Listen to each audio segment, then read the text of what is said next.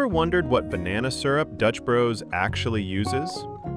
If you've tried a banana split freeze, you already know that sweet, creamy banana flavor. But here's the thing, it doesn't come from real bananas. Dutch Bros uses a flavored banana syrup, similar to brands like Torani or other cafe-style syrups. It's made to blend smoothly into coffee, milk, and ice-based drinks.